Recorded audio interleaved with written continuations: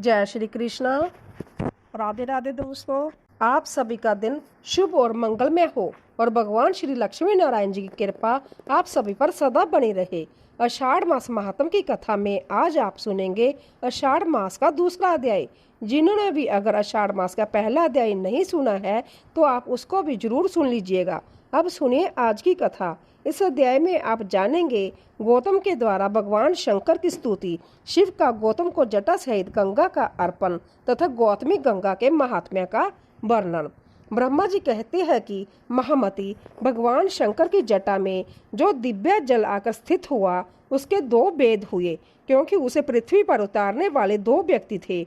उस जल के एक भाग को तो व्रत, दान और समाधि में तत्पर रहने वाले गौतम नामक ब्राह्मण ने भगवान शिव की आराधना करके भूतल पर पहुंचाया, जो संपूर्ण लोक में विखायित हुआ।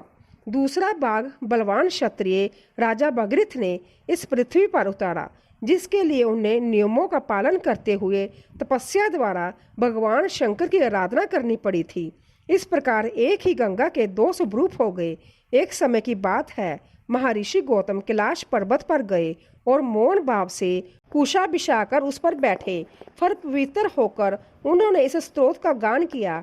गौतम बोले कि भोग की अभिलाषा रखने वाले जीवों को मनोवांछित भोग प्रदान करने के लिए पार्वती सहित भगवान शंकर उत्तम गुणों से युक्त 8 विराट स्वरूप धारण करते हैं।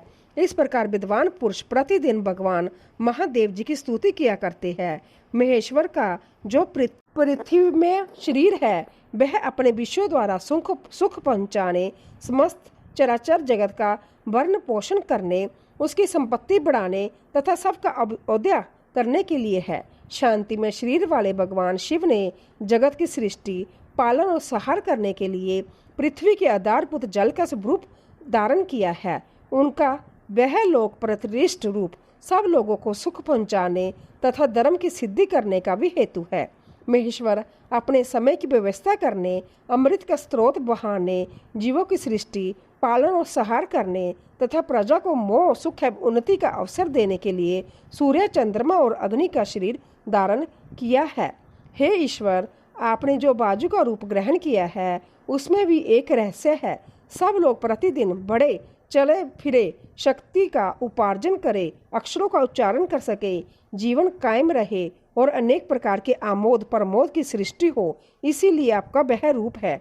भगवान इसमें तनिक भी संदेह नहीं कि अपने आप को आप ही ठीक ठाक जानते हैं।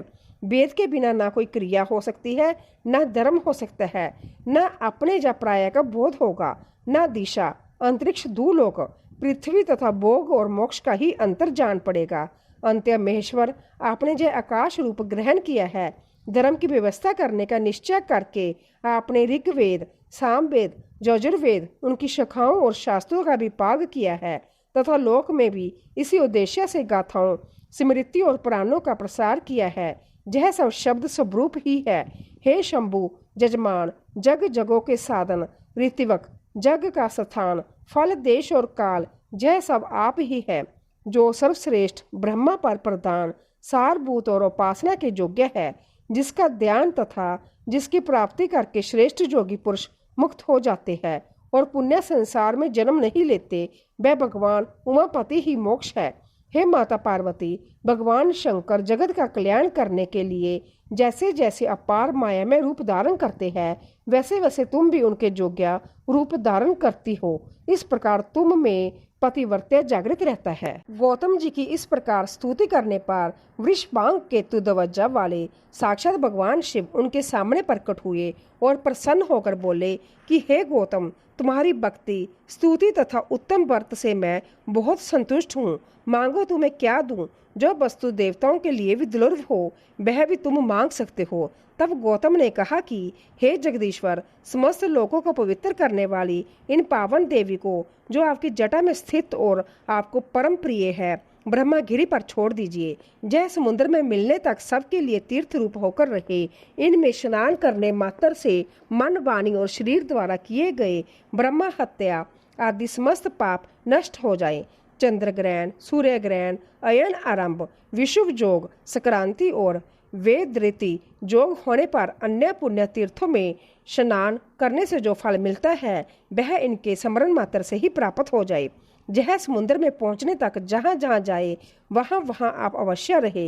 यह श्रेष्ठ वर मुझे प्राप्त हो तथा इनके बट से 1 योजन से लेकर 10 योजन तक की दूरी के भीतर आए हुए महापात की मनुष्य भी यदि स्नान किए बिना ही मृत्यु को प्राप्त हो जाए तो वह भी मुक्ति के बाकी हो। ब्रह्मा जी कहते हैं कि गौतम की यह बात सुनकर भगवान शंकर बोले कि इससे बढ़कर दूसरा कोई तीर्थ ना तो हुआ है और ना होगा। यह बात सत्य है और वेद भी निश्चित की गई है कि गौतमी गंगा अर्थात गोदावरी सब तीर्थों से अधिक पवित्र है। ऐसा कहकर वह अंतर्धान हो गए। लोक पूजित भगवान शिव के चले जाने पर गौतम ने उनकी आज्ञा से जटा सहित सरिता में श्रेष्ठ गंगा को साथ लेकर देवताओं से गिरकर ब्रह्मागिरी में प्रवेश किया। उस समय महाभाग्यशाली ब्राह्मण तथा क्षत्रिय भी आनंद मगन होकर जय जयकार करते हुए ब्रह्मा ऋषि गौतम की प्रशंसा करने लगे। पवित्र एवं संयत चित्त वाले गौतम ने जटा को ब्रह्मागिरी के शिखर पर रखा और भगवान शंकर का स्मरण करते हुए गंगा जी से हाथ जोड़कर कहा कि 3 नेत्रों वाले भगवान शिव की जटा से प्रकट हुई माता गंगा आप सब अविष्ट को देने वाली और शांत है। मेरा अपराध क्षमा करो और सुखपूर्वक जहाँ से प्रवाहित होकर जगत का कल्याण करो। देवी, मैंने तीनों लोगों का उपकार करने के लिए आपकी याचना की है और भगवान शंकर ने भी इसी उद्देश्य की सिद्धि के लिए आपको दिया है। अंत्य हमारा यह मनोरथ सफल नहीं होना चाहिए। गौतम का यह वचन सुनकर भगवती गंगा ने उसे स्वीकार किया और अपने आप को 3 स्वरूपों में विभक्त करके स्वर्गलोक, मृत्युलोक एवं रसातल में फैल गई। स्वर्गलोक में उनके 4 रूप हुए, मृत्युलोक में वे 7 धाराओं में बहने लगी तथा रसातल में भी उनकी 4 धाराएं हुई। इस प्रकार एक ही गंगा के 15 आकार हो गए। गंगा देवी स्वतंत्र है, सर्वभूत स्वरूप है, सर्व पापों का नाश करने वाली तथा संपूर्ण अविष्ट वस्तु को देने वाली है। वेद में सदा उन्हीं के जश का गान किया जाता है जिनकी बुद्धि अज्ञान से मोहित है। वह मृत्यु लोक के निवासी समझते हैं कि गंगा केवल मृत्यु लोक में ही है, पताल अथवा स्वर्ग में नहीं। भगवती गंगा जहाँ तक पहुंचकर सागर से मिली है वहां तक वह देवमयी मानी गई है। महर्षि गौतम के छोड़ने पर वह पूरा समुद्र की ओर चली गई। उस समय देव ऋषियों द्वारा सेवित कल्याणमयी जगत माता गंगा की मुनिश्रेष्ठ गौतम ने परिक्रमा की। इसके बाद उन्होंने देवेश्वर भगवान त्रिवेंकम का पूजन किया। उनके स्मरण करते ही करुणा सिंधु भगवान शिव वहां प्रकट हो गए। पूजा करके महर्षि गौतम ने कहा कि हे देवादेव महेश्वर, आप संपूर्ण लोगों के हित के लिए मुझे इस तीर्थ में स्नान करने की विधि बताइए। तब गौतम की बात सुनकर भगवान शिव बोले कि महर्षि, गोदावरी में स्नान करने की संपूर्ण विधि सुनो। पहले नंदी मुख श्राद्ध करके शरीर की शुद्धि करे, फिर ब्राह्मणों को भोजन कराए और उनसे स्नान की आज्ञा ले। इसके बाद ब्रह्मचार्य का पालन करते हुए गोदावरी नदी में स्नान करने के लिए जाएं। उस समय पतित मनुष्य के साथ वार्तालाप ना करें। जिनके हाथ पैर और मन बलि भांति संयम में रहते हैं वही तीर्थ का पूरा फल पाता है। भाव दोष या दुर्भावना का परित्याग करके अपने धर्म में स्थित रहे और थके मांदे पीड़ित मनुष्यों की सेवा करते हुए उन्हें यथायोग्य अन्न दे। जिनके पास कुछ नहीं है ऐसे साधुओं को वस्त्र और कंबल दे। भगवान विष्णु की तथा गंगा जी के प्रकट होने की दिव्य कथा सुने। इस विधि से यात्रा करने वाला मनुष्य तीर्थ के उत्तम फल का भागी होता है। हे गौतम, गोदावरी नदी में 2-2 हाथ भूमि पर तीर्थ होंगे। उनमें मैं संभय स्वतंत्र रहकर सबकी समस्त कामनाओं को पूर्ण करता रहूंगा।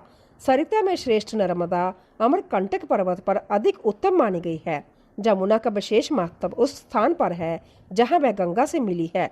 सरस्वती नदी प्रभाव तीर्थ में श्रेष्ठ बताई गई है। कृष्णा, भीमरथी और तुंगभद्रा, इन 3 नदियों को जहाँ समागम हुआ है वह तीर्थ मनुष्य को मुक्ति देने वाला है। इसी प्रकार पुजोशनी नदी भी जहाँ ताप्ती में मिली है वह तीर्थ मोक्षदायक है। परंतु यह गौतमी गंगा मेरी आज्ञा से स्वतंत्रता सर्वदा और सब मनुष्यों को स्नान करने पर मोक्ष प्रदान करेगी। कोई कोई तीर्थ किसी विशेष समय में देवता का शुभ आगमन होने पर अधिक पुण्य में माना जाता है, किंतु गोदावरी नदी सदा ही सबके लिए तीर्थ है। मुनिश्रेष्ठ, 200 योजन के भीतर गोदावरी नदी में 3.5 करोड़ तीर्थ होंगे। यह गंगा इन नामों से प्रसिद्ध होगी: महेश्वरी, गंगा, गौतमी, वैष्णवी, गोदावरी, नंदा, सुनंदा, कामदायिनी, ब्रह्म तेज समन्विता तथा सर्व पाप प्राणाशिनी। गोदावरी मुझे सदा ही प्रिय है। यह स्मरण मात्र से पाप राशि का विनाश करने वाली है। 5 भूतों में जल श्रेष्ठ है। जल में भी जो तीर्थ का जल है वह सर्वश्रेष्ठ माना गया है। तीर्थ जल में भी भागीरथी गंगा श्रेष्ठ है और उनसे भी गौतमी गंगा उत्कृष्ट मानी गई है, क्योंकि वह भगवान शंकर की जटा के साथ लाई गई थी। अंत्य इनसे बढ़कर कल्याणकारी तीर्थ दूसरा कोई नहीं है। मुने, स्वर्ग, पृथ्वी और पाताल में भी गंगा सब मनोरथों को पूर्ण करने वाली है। ब्रह्मा जी कहते हैं कि हे नारद, इस प्रकार साक्षात भगवान शंकर ने संतुष्ट होकर महात्मा गौतम को गोदावरी का जो महात्म्य बतलाया था वही मैंने तुमको सुनाया है। जय भोलेनाथ। आज का अध्याय समाप्त हुआ। इसके आगे का वृतांत आप अगले अध्याय में सुनिए।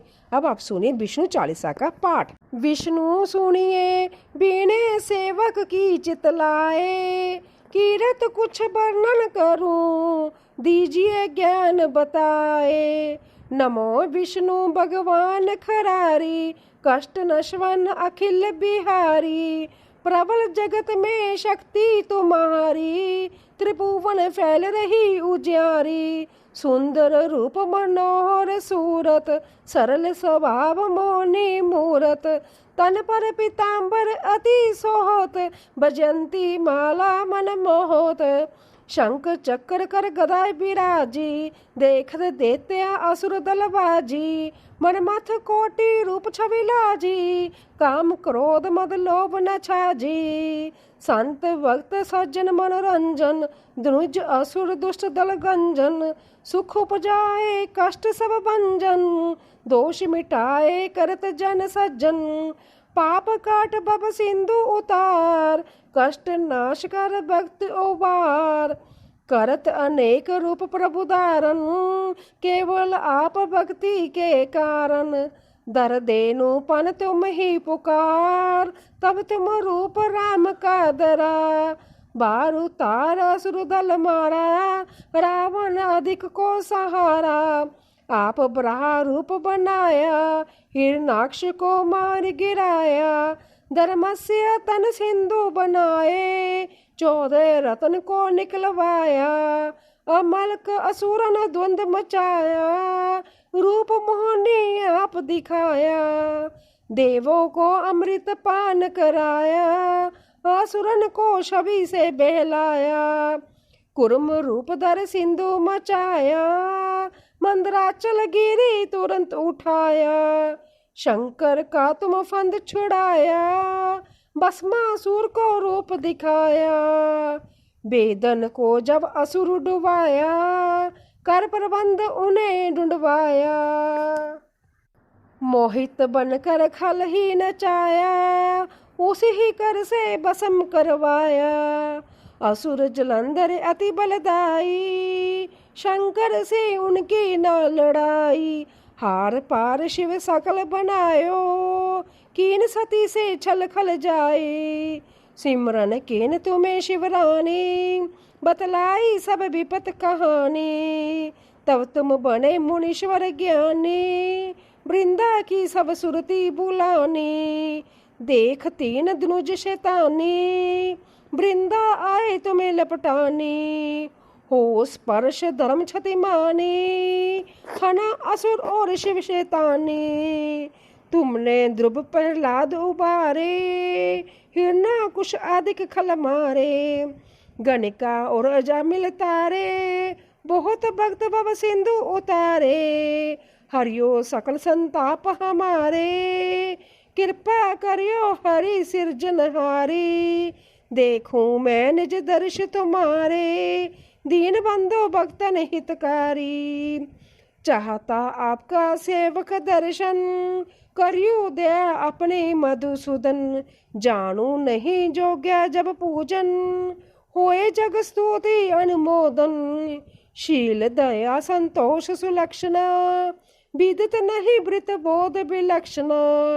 करूं आपका किस विधि पूजन, कमेते विलोक होत दुख भीषण। करूं प्रणाम कौन विधि सिमरन, कौन बांति मैं करूं समर्पण। सुर मुनि करत सदा सेवकाई, हर्षित रहत परम गति पाई। दीन दुखन पर सदा सहाई, निज जन जान लेव अपनाई। पाप दोष संताप नाशो, भव बंधन से मुक्त करायो। सुनत सब पंक्ति दे सुख उपजायो, निज चरणन का दास बनायो। निगम सदा जय बिने सुनावे, पढ़े उन्हें सो जन सुख पावे। श्री विष्णु चालीसा समाप्त होती है। प्रेम से बोलिए भगवान विष्णु और माता लक्ष्मी की जय। आज की कथा पसंद आई हो तो वीडियो को लाइक कीजिएगा, शेयर कीजिएगा, कमेंट में भगवान भोलेनाथ जी और गंगा माता की जय लिखिए और हमारे चैनल को भी सब्सक्राइब कीजिएगा। प्रेम से बोलिए श्री हरि विष्णु जी की जय।